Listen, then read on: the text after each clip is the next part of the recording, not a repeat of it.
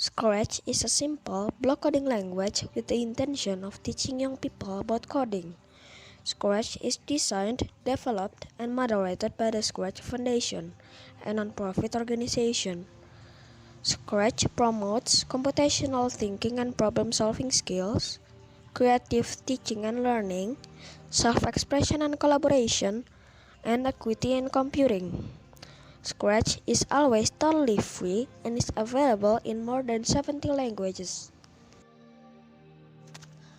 There are two kinds of Scratch. The normal Scratch, of which is intended for kids and teenagers around 8 and 16 years old, and Scratch Junior, which is a simplified version and is intended for kids between 5 and 7 years old.